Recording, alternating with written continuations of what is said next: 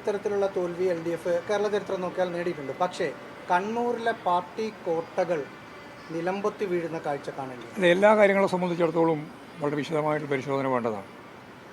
ഏതെങ്കിലും ഒരു ഭാഗത്ത് മാത്രമല്ല, പൊതുവേ കേരളത്തിൽ നല്ല പരാജയമാണ് ഇടതുപക്ഷ ജനാധിപത്യ മുന്നണിക്ക് ഉണ്ടായിട്ടുള്ളത്. ഓരോന്നും സംബന്ധിച്ച് ഞാൻ നേരത്തെ പറഞ്ഞതുപോലെ ആഴത്തിൽ വിശദമായി പരിശോധിച്ച് തിരുത്തി മുന്നോട്ടേക്ക് പോകാനുള്ള വളരെ ഫലപ്രദമായ സംഘടനാ പ്രവർത്തനം, രാഷ്ട്രീയ പ്രവർത്തനം പാർട്ടി തീർച്ചയായിട്ടും നിർവഹിക്കുക തന്നെ. TK Govindan, G Sudhakaran, KV Kunhikrishnan അടക്കമുള്ളവരുടെ കാര്യത്തിൽ പാർട്ടിക്കൊരു തെറ്റുപറ്റിയെന്ന് ഈ ഘട്ടത്തിൽ തോന്നുന്നു. അല്ല, അതെല്ലാം സംബന്ധിച്ച് പരിശോധിക്കേണ്ടതാണ്. അതൊന്നും ഇപ്പോൾ ഒരു വികാര പ്രകടനത്തിൻ്റെ ഭാഗമായിട്ട് പറഞ്ഞ് അവസാനിപ്പിക്കേണ്ടുന്ന ഒന്നല്ല. അത് സംബന്ധിച്ച് ഞങ്ങൾ വളരെ വിശദമായിട്ടുള്ള പരിശോധന നടത്തിയിട്ട് എന്തൊക്കെയാണ് അതിൻ്റെ ഭാഗമായിട്ട് ഞങ്ങൾ ഉൾക്കൊള്ളേണ്ടത്, എന്തൊക്കെയാണ് ഞങ്ങൾ തിരുത്തേണ്ടത് തുടങ്ങിയിട്ടുള്ള കാര്യങ്ങളെല്ലാം കൃത്യമായ ധാരണയോടുകൂടി ഫലപ്രദമായ നിലയിൽ തന്നെ പാർട്ടി സംഘടനാ പ്രവർത്തനത്തിലൂടെ മുന്നോട്ടേക്ക്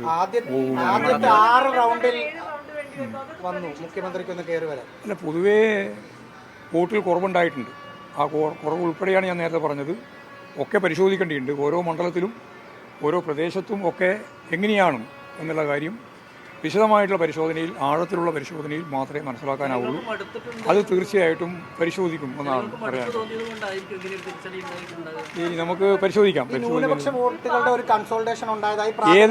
ഏതെങ്കിലും ഒരു മേഖലയിലുള്ള ഏകീകൃതമായ അല്ലെങ്കിൽ കൺസോൾട്ടേഷൻ്റെ ഭാഗമായിട്ടാണ് എന്നൊന്നും നമുക്ക് പറയാൻ സാധിക്കുന്നതല്ല. അതുൾപ്പെടെയുള്ള മുഴുവൻ കാര്യങ്ങളെ സംബന്ധിച്ചും ഞാൻ നേരത്തെ പറഞ്ഞ പോലെ അതിൻ്റെ എല്ലാ വിശദാംശങ്ങളും ചേർത്ത് പരിശോധിച്ച് അതിൻ്റെ റിവ്യൂ ജനങ്ങളുടെ മുമ്പിൽ അവതരിപ്പിക്കും പാർട്ടിയുടെ മുമ്പിലും. തിരിച്ചടിയായിട്ട് തോന്നുന്നുണ്ടോ? അല്ല, അതാ ഞാൻ പറഞ്ഞത്, ഓരോന്നോരോന്നായിട്ട് പറയേണ്ട കാര്യമില്ല. ഞങ്ങൾക്ക് എന്തൊക്കെയാണ് തിരിച്ചടിയായിട്ട് വന്നിട്ടുള്ളത്, തോറ്റു നമ്മൾ സമ്മതിക്കില്ലേ. അങ്ങനെ വന്ന തോൽവിയുടെ അടിസ്ഥാനം എന്തൊക്കെയാണെന്നുള്ളത് വിശദമായിട്ട് പരിശോധിച്ചുകൊണ്ട് മാത്രമേ നമുക്ക് മനസ്സിലാക്കാനും അത് ജനങ്ങളുടെ മുമ്പിൽ അവതരിപ്പിക്കാനും ഞാൻ നേരത്തെ പറഞ്ഞ പോലെ തിരുത്തി മുമ്പോട്ടേക്ക് പോകാൻ പാർട്ടിയെ പ്രാപ്തമാക്കാനും സാധിക്കുകയുള്ളൂ. ഇതിൽ നിന്നെല്ലാം ശക്തിയായ രീതിയിൽ പാർട്ടിക്ക് മുന്നോട്ടേക്ക് വരാൻ കഴിയുമെന്നുള്ള നല്ല ശുഭാപ്തി വിശ്വാസം തന്നെയാണ് ഞങ്ങൾക്ക്. മുന്നണിയിലെ മൂന്നാമത്തെ കക്ഷിയായ കേരള കോൺഗ്രസ് എമ്മിന് ഒരു MLA പോലും ഇല്ല.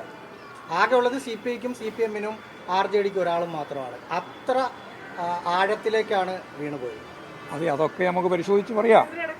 ഓരോന്നോരോന്ന് പറയണ്ട. ഞാൻ നേരത്തെ പറഞ്ഞതുപോലെ എന്തൊക്കെയാണ് എന്നുള്ളതിൻ്റെ വിശദാംശത്തിലേക്ക് ഞാനിപ്പോൾ കടക്കുന്നില്ല. ഇത് പ്രാഥമികമായിട്ടുള്ള കാര്യം നമ്മുടെ മുമ്പിലുള്ള കാര്യം വെച്ചുകൊണ്ട് പറഞ്ഞു എന്ന് മാത്രമേ ഉള്ളൂ. ബാക്കി കാര്യങ്ങളെല്ലാം വിശദമായിട്ട് പറഞ്ഞ് പരിശോധിച്ച് ആവശ്യമായ രീതിയിൽ കൈകാര്യം ചെയ്തു. ഞാൻ പറഞ്ഞല്ലോ ഇങ്ങനെയുള്ളൊരു തിരിച്ചടി ഞങ്ങൾ പ്രതീക്ഷിച്ചതല്ല. അപ്പോൾ പ്രതീക്ഷിക്കാത്ത രീതിയിലുള്ളൊരു തിരിച്ചടിയാണ് കേരളത്തിലുണ്ടായിട്ടുള്ളത്.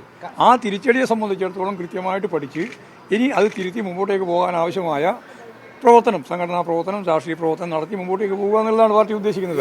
അടിത്തട്ടിലെ കണക്കും തെറ്റിയെന്ന് പറയേണ്ടി വരും. കാരണം മാഷ് തന്നെ ആദ്യ സെക്രട്ടേറിയറ്റ് കഴിഞ്ഞപ്പോൾ 90+ എന്ന് പറഞ്ഞത് അടിത്തട്ടിൽ നിന്ന് കിട്ടിയ കണക്കിന്റെ ബലത്തിൽ കൂടിയാണ്, അല്ലെ ജില്ലാ കമ്മിറ്റികൾ തന്ന കണക്കിന്റെ ബലത്തിലാണ്. അല്ല, ഞാൻ നേരത്തെ പറഞ്ഞല്ലോ, ഞങ്ങൾ പ്രതീക്ഷിച്ച ഒരു വിധിയല്ല ഉണ്ടായത്.